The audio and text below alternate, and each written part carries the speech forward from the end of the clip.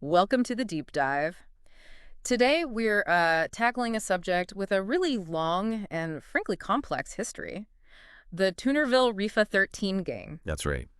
You're here because you want to get informed, get the key details quickly, and well, that's what we aim to do. hmm We've got a detailed source document here that helps unpack the origins, the operations, and kind of the evolution of this specific gang. Yeah, it's pretty comprehensive. So our mission really is just to distill all that down into the most crucial, maybe the most fascinating insights for you. Let's get right into it. Absolutely. And this document, like you said, it gives us a pretty good look at TVR 13. It covers, how they first started, the territories they've claimed over the years, Right. the different groups or cliques within the gang, what they're reportedly involved in, who their allies and enemies are, Okay.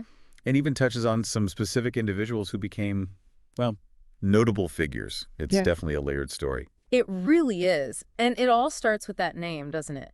Toonerville, which, I mean, when you hear it, you might think of old cartoons. And you wouldn't be totally wrong, surprisingly. Yeah. Apparently, back in 1902, there was this cartoonist in Kentucky who created a comic strip called Toonerville Folks. Right. And the fascinating part is how that, this piece of early pop culture somehow gets linked to a street gang decades later in Los Angeles. It's not a direct line, though, is it? No, not exactly. Oh, yeah. You fast forward to 1926, and you've got this mixed-race community near Tropico and South Glendale in L.A. Okay. And a group of friends there, they started calling their neighborhood Toonerville.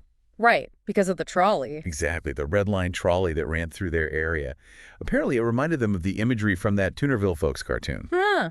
So as these friends started moving around, going places, maybe getting into some trouble, Yeah, getting into their share of scrapes, as the document implies. that Toonerville name just stuck with them.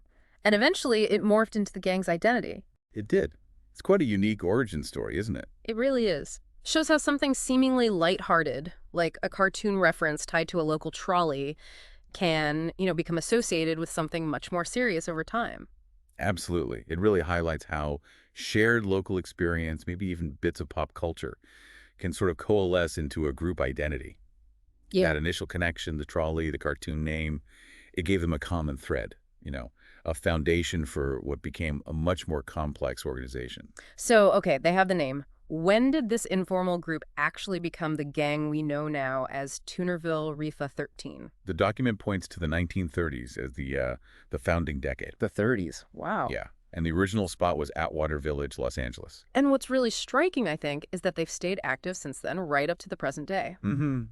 That's nearly a century. That kind of longevity. I mean, for a street gang, that's significant. It really is. It speaks to, well, a deep entrenchment in certain communities, maybe, and the persistence of, social or economic factors that let these organizations take root and just endure, Yeah, it's not just about the individuals, it's bigger. often tied to broader, maybe systemic issues in a specific place. And their reach didn't just stay in Atwater Village, right? That's still their base, their foundation. Right. But the document also lists Glendale, which is nearby, but then also places like Gwinnett County and Bremen in Georgia. Yeah, Georgia, that's quite a jump geographically. How does that usually happen, that kind of expansion? Well, there are a few ways. Sometimes members relocate, maybe for family reasons or work, and they just establish connections in new areas. Okay. Other times it could be more strategic, maybe tapping into new markets for illicit activities or maybe forming alliances with other groups out there. Right. The presence in Georgia definitely suggests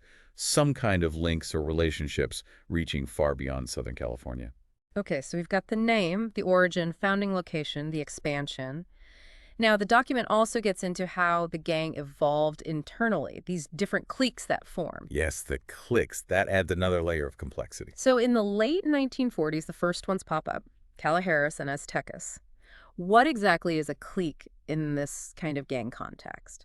Think of them as subgroups, essentially, Yeah. within the larger gang structure. Okay. They often form based on things like age groups or maybe where members live within the gang's territory or even the specific activities they focus on. So Calaveras and Aztecas were probably distinct sets of members back then. Likely, yeah. Probably had their own internal dynamics, maybe even leadership, but still operating under that main Toonerville or TVR 13 umbrella, like semi-autonomous units, sort of. Gotcha.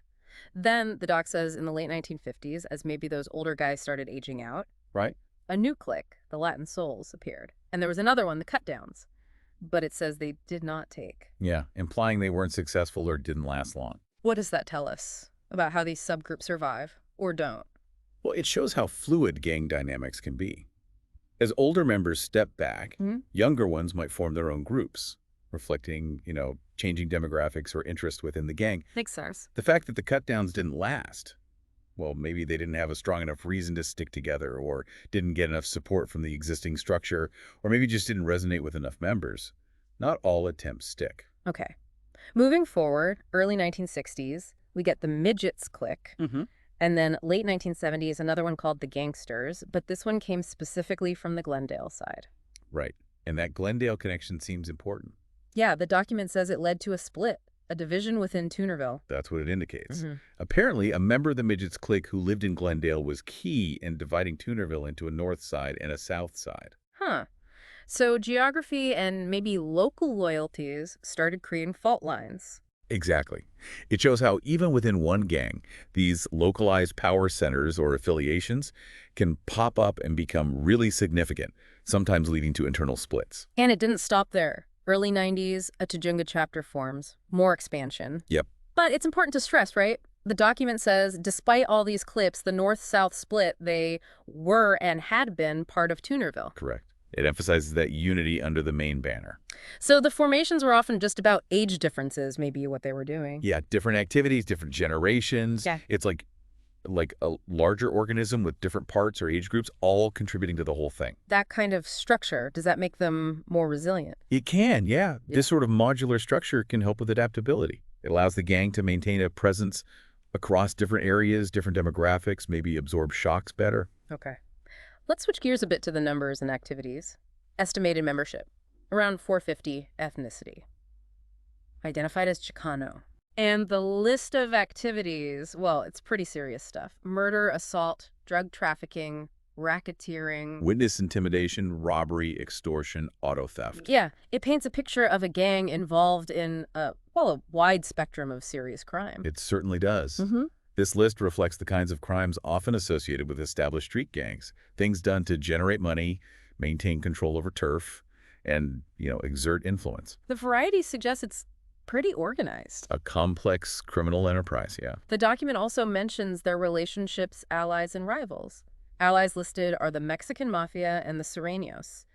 How significant are those alliances? Oh, very significant, Yeah. especially in the Southern California gang landscape. The Mexican Mafia, or La M, Right. is a major prison gang, hugely influential. They exert a lot of control over many Hispanic street gangs in the region, almost like a governing body in that world. Okay. And the Sureños? The Sureños are basically a large coalition of Southern California gangs who align themselves with Low M. They often take direction from the Mexican Mafia, especially when members are locked up. So being allied with them gives TVR 13 connections, protection. Exactly. Connections, a degree of protection, potentially access to broader criminal networks, resources. It's a crucial link. Okay. Now, the flip side, the rivals. And that list is long. It is pretty extensive, yeah. Armenian Power, the Avenues, West Side Locos, the Rascals, Frogtown Rifa, Vineland Boys, MS-13, even the Russian Mafia, and Norte 14. Wow, yeah. That's a diverse list. What does that tell you? Well, these rivalries often stem from turf disputes, right? Competition over drug markets or other rackets, historical beefs, perceived disrespect. It could be anything. So many rivals suggest. It suggests TVR 13 operates in a really complex, probably dangerous environment. Lots of competing factions, ongoing tensions. It's a landscape of shifting dynamics and, frankly, constant potential for conflict. Finally, the document singles out one member, Timothy Joseph McGhee. Ah, yes. McGhee. Sentenced to death in 2009 for 3 murders, suspected in maybe up to 12 in the LA area. The article even used a pretty chilling nickname for him. He's definitely an infamous figure associated with the gang. And his case really underscores the violence, doesn't it? It absolutely does. It's a stark reminder of the extreme violence that can exist within gang culture and the devastating impact it has on people and communities. And the document notes TVR 13 claims Atwater Village as its turf, directly linking his actions back to the gang's territory. Precisely. Okay, so let's try to recap this deep dive based on our source here. We've traced Toonerville Rifa 13 from this unusual origin tied to a cartoon and a trolley line. Right, back in the 20s and 30s. Their formal start in the 1930s in Atwater Village, and then watch them evolve through all these different cliques that north-south split. The Callejeros, Aztecas, Latin Souls, midgets, gangsters. Yeah, we saw how they expanded even out to Georgia. We touched on the serious criminal activities they're reportedly involved in. Drug trafficking, racketeering, violence. And their key alliances, Mexican Mafia, Sureños, and that really long list of rivals. A complex web of relationships. And we finished with Timothy McGhee, a particularly notorious member. So hopefully that gives everyone a much clearer picture of this specific organization based on the info we had. Yeah, I think it provides a solid overview. Of course, the reality on the ground is always multifaceted, always changing.